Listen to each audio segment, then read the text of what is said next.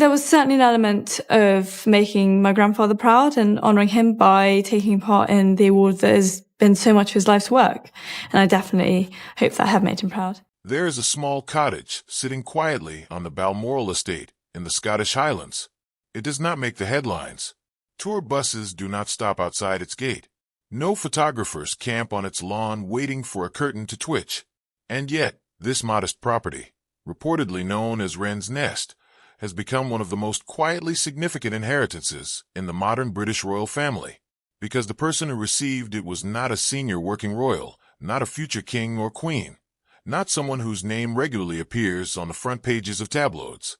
The person who received it was Lady Louise Windsor, the youngest granddaughter of the late Queen Elizabeth II, a young woman who has spent her entire life doing something almost impossible in the British royal family, staying out of the spotlight entirely by choice.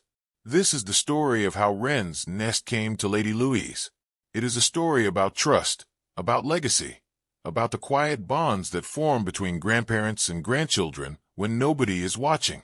It involves Prince William's early understanding of how Balmoral properties are passed through generations. It involves Lord IVAR Mountbatten, Louise's godfather, whose own complicated relationship with inherited property gave him a unique perspective on what it means to take on a piece of family history. And at the center of it all is a young woman who, not so long ago, would come home from school confused because her classmates told her that her grandmother was the Queen of England. To Louise, she was simply Grandma. That, perhaps more than anything else, explains everything.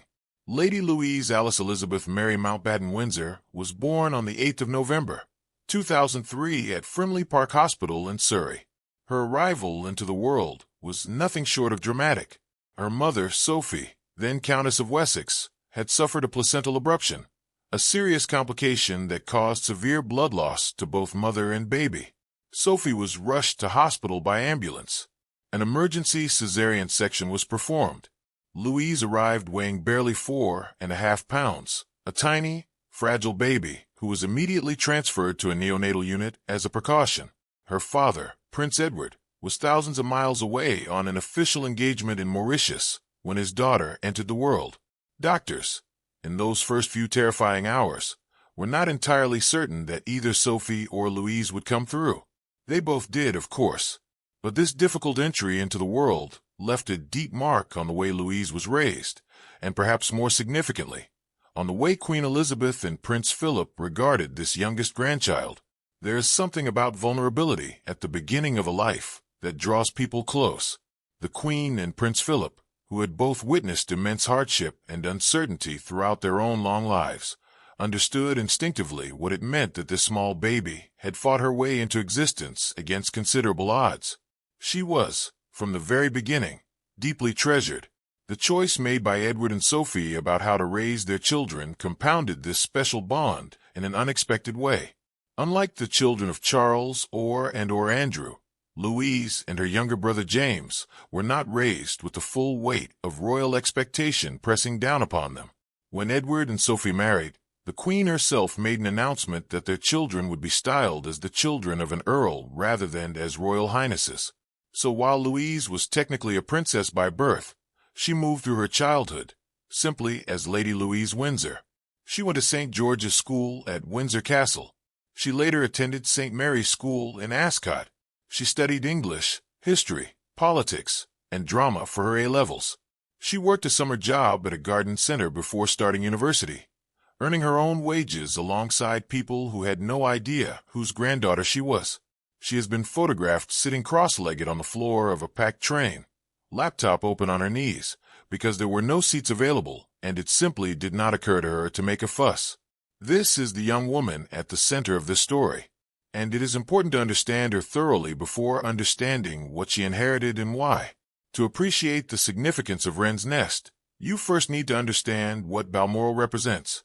Unlike Buckingham Palace, Windsor Castle, or the Palace of Holyrood House, Balmoral Castle and its surrounding estate in Aberdeenshire are not crown properties.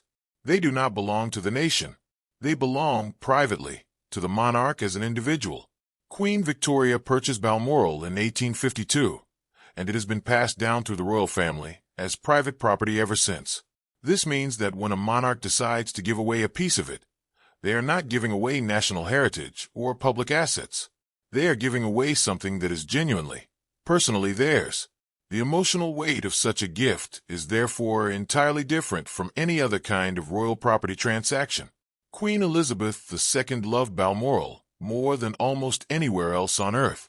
Every summer, without fail, the royal family made the journey north to the Highlands. There were long walks through heather-covered hills, picnics by the River Dee, informal dinners in the evening, and a sense of freedom that no other royal residence could offer. The Queen attended the local church at Crathy. She walked with her dogs across open moorland. She watched the seasons change across a landscape that had looked roughly the same for centuries. And when she died on the 8th of September, 2022, she died at Balmoral, exactly where she would have wanted to be. The estate itself contains many properties beyond the main castle.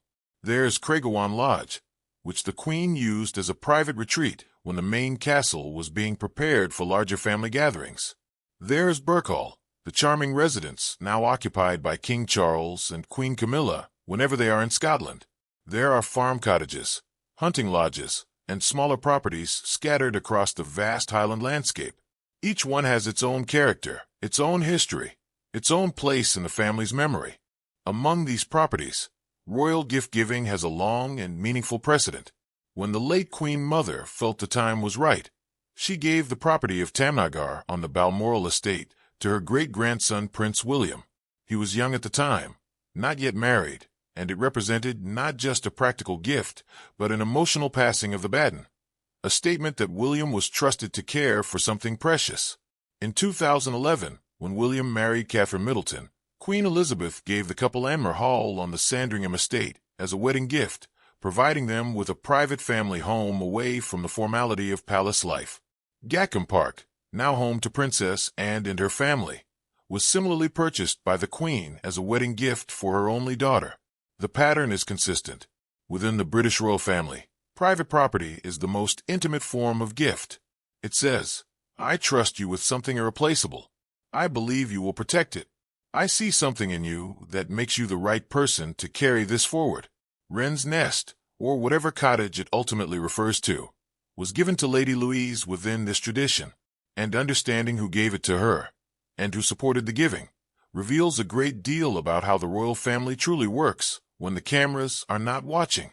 Before we arrive at the cottage itself, we need to spend a moment with Prince Philip, because the foundation of Louise's extraordinary position within the family, the reason she was trusted with Wren's nest at all, was built in large part through her relationship with her grandfather, and it was expressed most visibly through carriage driving.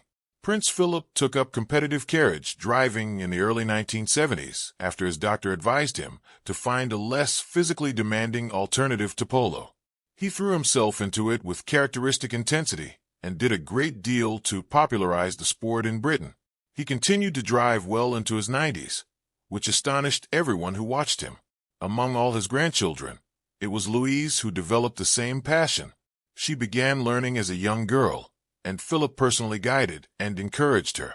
They would spend hours together at the stables, and observers noted that there was between them a quality of companionship that went beyond the usual relationship between a grandparent and grandchild.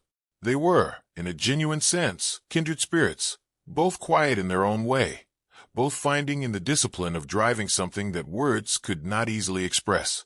When Prince Philip passed away in April 2021 at the age of 99, the contents of his personal legacy were deeply revealing. His two fell ponies, Balmoral Nevis and Knotlaw Storm, were left to Lady Louise.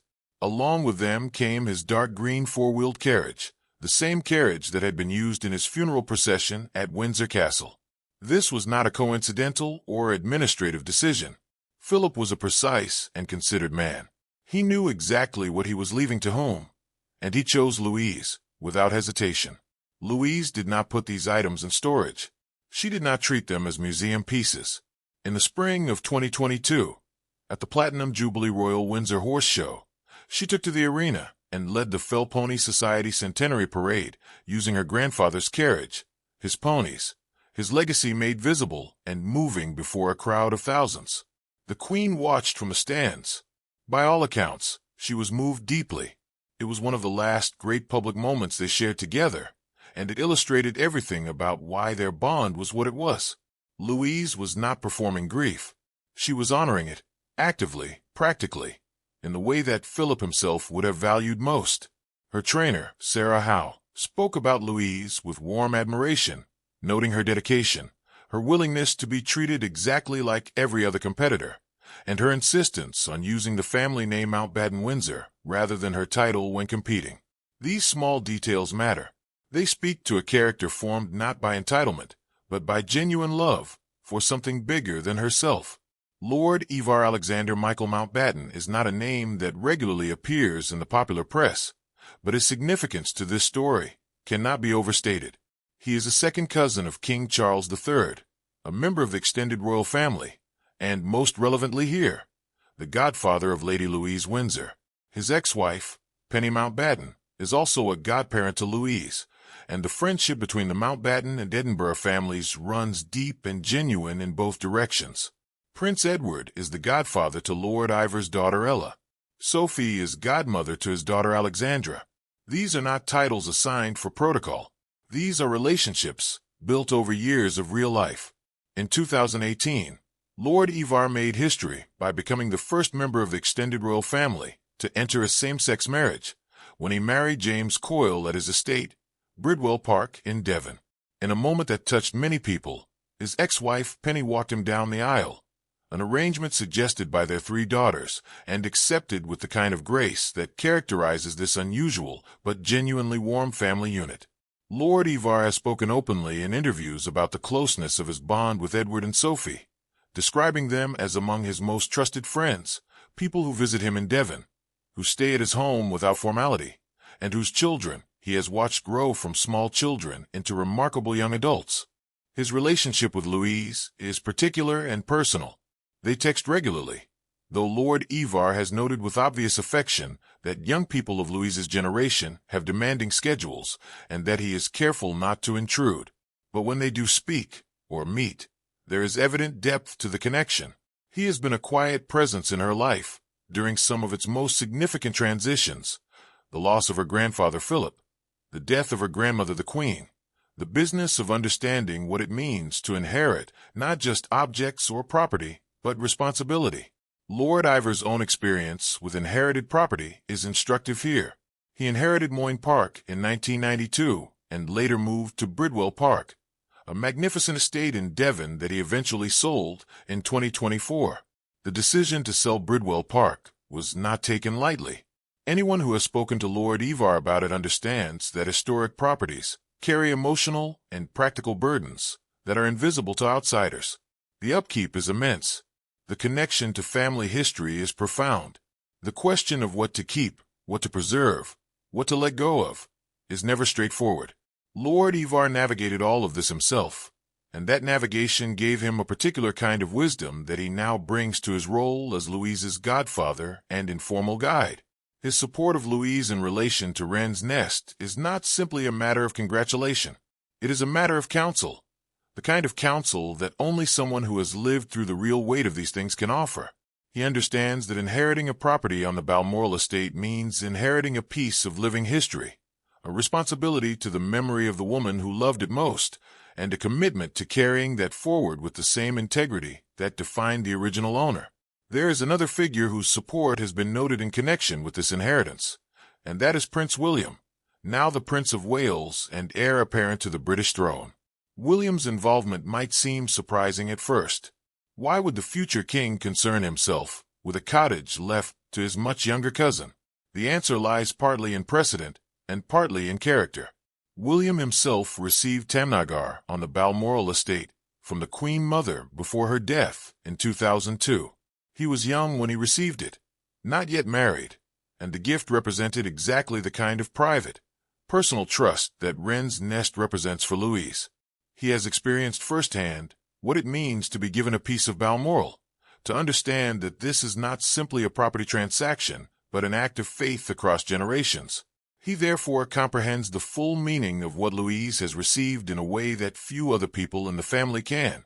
More importantly, William has been consistently described by those close to the royal family as someone who takes the long view of the monarchy seriously.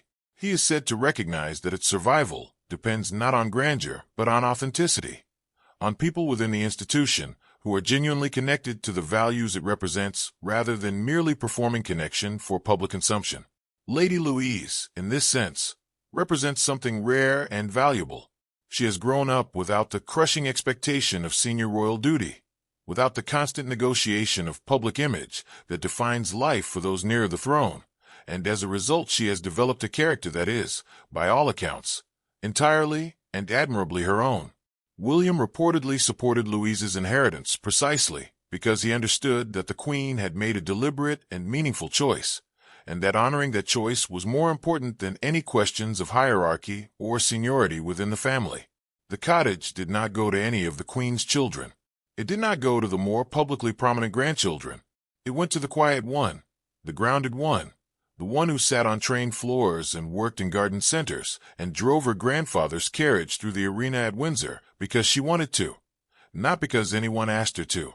The details of Wren's nest as a physical property remain partly obscured, as they should be. Royal wills in Britain are sealed for a minimum of 90 years to protect the privacy of the family, which means we may never know the full specifics of what Queen Elizabeth II arranged and for whom.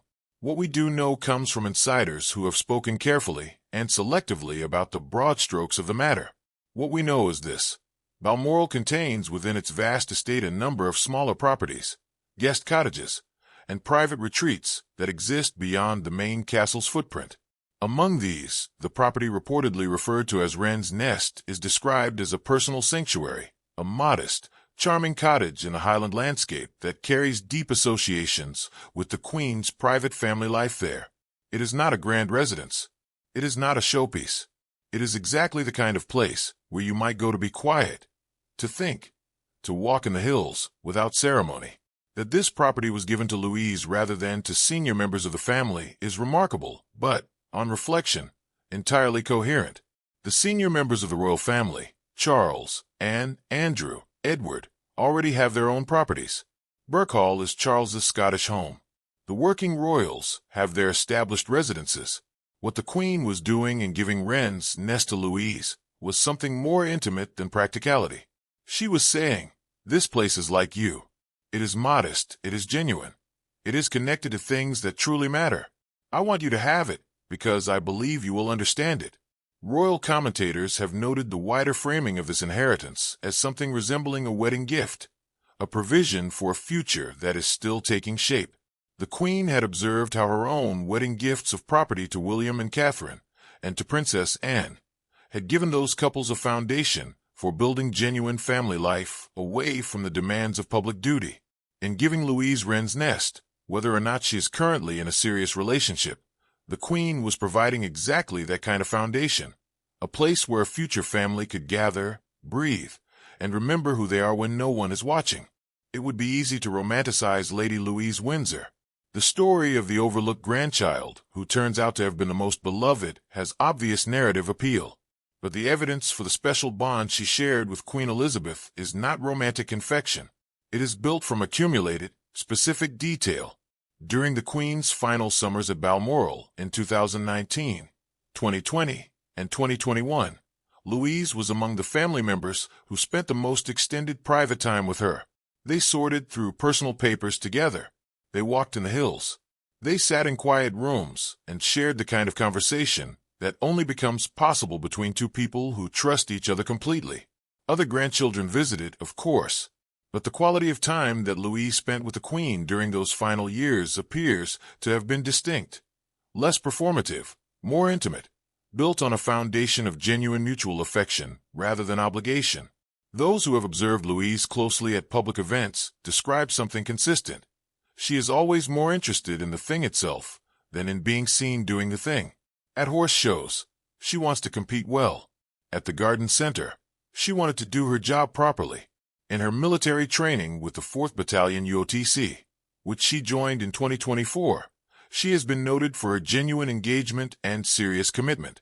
Royal commentator Richard Fitzwilliams has observed that she appears to share the interests and temperament of both her grandparents, Philip's precision and quiet determination, Elizabeth's warmth and unassuming dignity.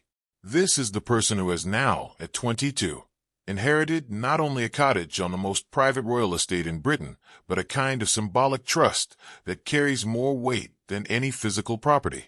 Queen Elizabeth had spent 70 years of her life watching people approach her with varying degrees of sincerity, ambition, warmth, and need. She knew, with the particular clarity that comes from long experience, the difference between those who love you and those who love what you represent. She knew, in Louise, that she had found the former, and she made her wishes known accordingly. Lady Louise Windsor is currently in her final year of studying English at the University of St. Andrews, the same institution where, a generation before, her cousin William met and fell in love with Catherine Middleton.